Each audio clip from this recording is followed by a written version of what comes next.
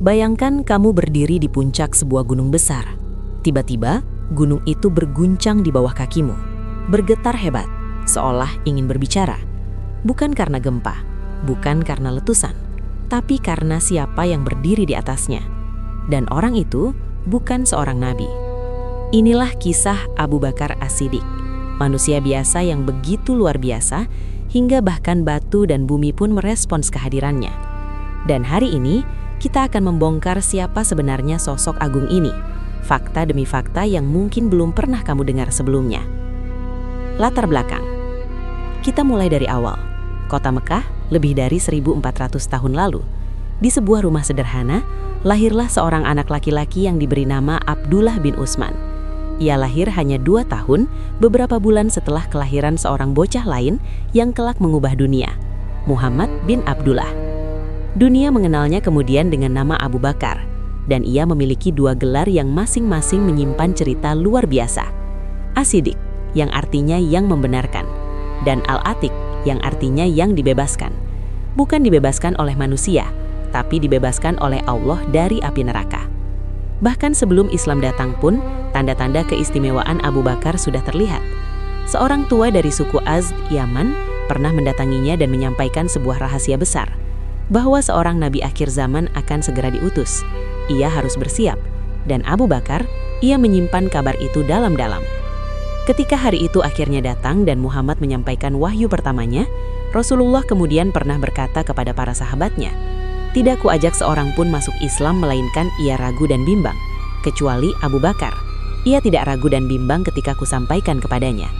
0 keraguan, 0 bimbang, langsung percaya, total." Inti kejadian. Kepercayaan Abu Bakar bukan hanya kata-kata. Ia membuktikannya dengan seluruh hidupnya. Dari tangannya sendiri, 6 sahabat terbaik Islam menyatakan keislaman. Zubair bin Awam, Utsman bin Affan, Abdurrahman bin Auf, Sa'ad bin Abi Waqqas, Tolhah bin Ubaidillah, dan Abu Ubaidah bin Al-Jarrah. Semua nama besar, dan semua mendapat jaminan masuk syurga. 6 orang dengan jiwa-jiwa besar, semua melewati tangan Abu Bakar. Ia juga menguras hartanya untuk memerdekakan 7 budak yang disiksa demi Islam. 7 orang, termasuk Bilal bin Rabah, yang suaranya kemudian menjadi azan pertama dalam sejarah Islam. Abu Bakar menebus mereka satu persatu, bukan karena perintah, tapi karena imannya tidak sanggup diam melihat kezaliman. Tapi tekanan dari kaum Quraisy terus datang. Suatu hari, Abu Bakar memutuskan untuk berhijrah ke Habasyah, Ethiopia, demi menyelamatkan diri dari penganiayaan. Di tengah jalan, ia bertemu Ibnu Duhnah, pemimpin suku Al-Ahabish yang paling berpengaruh di kawasan itu. Ibnu Duhnah tercengang. "Orang sepertimu tidak layak diusir," katanya. "Kamu menolong yang kesusahan, bergaul dengan baik, berbuat makruf. Pulanglah, aku yang akan menjamin keamananmu." Abu Bakar pun kembali ke Mekah. Di halaman rumahnya, ia mendirikan sebuah musholah kecil, dan setiap hari, ia menunaikan sholat di sana dan membaca Al-Quran. Tapi setiap kali ia membaca, ia menangis. Air matanya bukan air mata lemah, itu air mata orang yang benar-benar merasakan setiap kata yang dibacanya. Dan tangisan itu menjadi magnet yang dahsyat. Anak-anak datang, kaum perempuan datang, orang-orang lemah dan termarginalkan datang, hanya untuk melihat dan mendengar Abu Bakar membaca Al-Quran sambil menangis. Hal ini membuat para pembesar Quraisy ketakutan. Mereka mengadukan kepada Ibnu Duhnah, "Larang dia, tangisannya menular dan membahayakan kami." Ibnu Duhnah pun mendatangi Abu Bakar dan menyampaikan permintaan itu. Masuk ke dalam rumah, jangan sholat dan membaca Al-Quran di depan umum. Dan disinilah momen sejarah itu terjadi. Abu Bakar menjawab dengan tenang, tanpa amarah, tanpa panikan.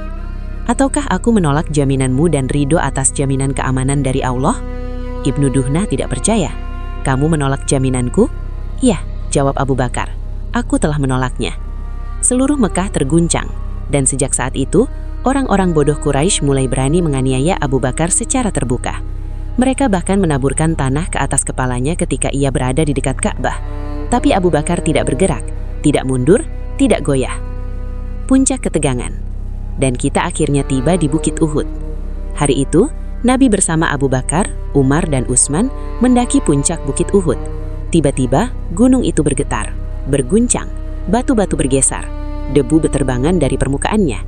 Nabi pun memerintahkan dengan tenang, "Tenanglah Uhud, di atasmu ada Nabi, As-Siddiq, dan 2 orang saksi, Umar dan Utsman." Dan bukit itu terdiam, taat, patuh. Siapa Abu Bakar, sehingga bahkan gunung merespons namanya? Ini bukan legenda. Ini tercatat dalam Sahih Bukhari, sumber hadis paling otentik dalam Islam. Bukit Uhud yang terbuat dari batu keras dan tak bernyawa ikut merespon saat disebutkan nama Abu Bakar di atasnya. Dan sejarahnya terus berlanjut. Ketika Nabi wafat dan seluruh umat Islam mengalami kegoncangan, bahkan Umar bin Khattab yang terkenal tangguh pun sempat tidak percaya dan goyah. Abu Bakar berdiri dan berkata, "Barang siapa menyembah Muhammad, maka Muhammad telah wafat. Barang siapa menyembah Allah, maka Allah maha hidup tidak mati." Kalimat itu menenangkan jutaan jiwa. Twist penutup. Tapi ada satu fakta terakhir yang akan membuatmu benar-benar terdiam. Abu Bakar menjabat sebagai khalifah selama 2 tahun 3 bulan. Dalam waktu yang sangat singkat itu, ia berhasil mengumpulkan Al-Quran untuk pertama kali, memerangi gerakan murtad, dan memulai pembebasan wilayah-wilayah baru. Luar biasa. Ketika sakit keras, para sahabat menawarkan memanggil dokter. Abu Bakar tersenyum dan berkata, "Dokterku sudah memeriksa penyakitku. Ia mengatakan, sesungguhnya aku maha kuasa berbuat apa yang aku kehendaki. Dokternya adalah Allah." Abu Bakar wafat pada tahun 12 Hijriah. Usianya 63 tahun. Persis sama dengan usia Rasulullah ketika wafat. Dan jasadnya dimakamkan tepat di samping makam Rasulullah, di kamar putrinya, Aisyah. 2 sahabat, 2 jiwa. Persis sama usianya saat pergi, berdampingan selamanya di alam barzah. Kebetulan atau sudah diatur Allah sejak sebelum mereka lahir ke dunia ini? Inilah Abu Bakar As-Siddiq. Dan bukit Uhud yang bergetar itu adalah salah satu dari sekian banyak saksi yang membuktikan ada manusia-manusia yang hidupnya begitu dekat dengan Allah hingga alam semesta pun ikut merasakannya.